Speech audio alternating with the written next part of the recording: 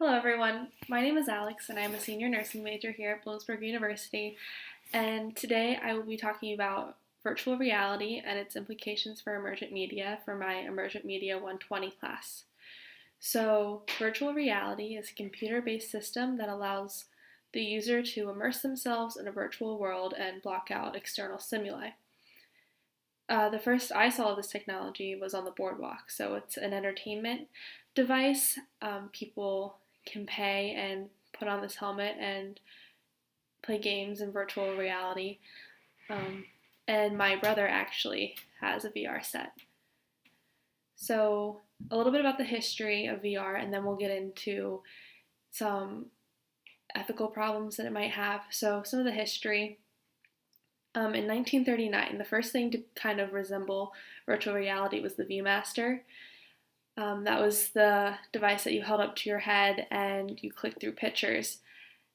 Um, and then after that, in 1956, the Sensorama was produced, and this simulated a bike ride through New York City. So you would sit on a seat and you'd have the projection of the street in front of you, and there would be smells of pizza and different sounds like you were riding through the city. So there are many pros to virtual reality. It is a great source of entertainment.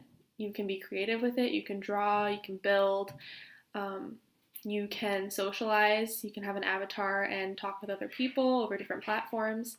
You can go see different places around the world through something like Google Maps, and you can walk around anywhere. It also has implications for teaching. So surgeons can practice their surgeries through VR, or if someone has PTSD, there are different ways to help treat that through VR. Some amusement parks actually use VR too. So you may be riding on the roller coaster and it seems like a dragon is taking you off into the air. So I think that's pretty cool. Even with all of these awesome benefits to VR, there are also some problems that could emerge, especially as it gains popularity. So I really think that this could be like the next step in media and entertainment. So something so real in front of you could make you have a real effect to that situation. So say you're playing a war video game and you're playing it on VR, you may get shot in the game and you actually feel like you might be getting shot in real life, and that could really have some effects on your cognitive and your emotional sense. Um, People could also become addicted to VR because you can just stay in your home and you don't have to actually go out into the real world. So you may think, oh, I can experience everything through VR. Why do I have to go do something else? Um, Also, user protection, just making sure that everyone's safe with VR. We don't really know the implications for vision or motion sickness or anything like that if you're going to be in VR for a long time. I know there was a video on YouTube where a guy was in VR for about like a week and he just was completely in VR, and it would be interesting to see the medical effects on someone's body for being in VR for so long.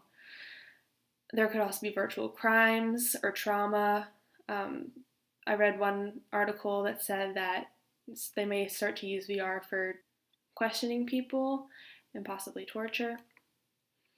And also, people may become desensitized to the real world. So like I before, if they become addicted or if they become desensitized to the real world and violence, let's say, then you may get shot in VR, be fine, but then in the real world, you get shot, you're not okay. So we really need to watch out and make sure that people are using this in a healthy way. Also, privacy. We want to make sure that people are staying, that they can keep their identities confidential, or people won't find out where they live. Like say you use the Google Maps setting and you can walk around someone's neighborhood, and we want to make sure people are safe with that. VR has a lot to do that it can do in the future. So adding more sensory, so instead of just vision and hearing, you could add smells or feeling of like the wind on your face. So that could be really cool.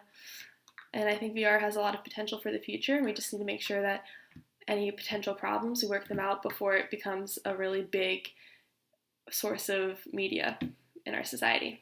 So thank you for watching.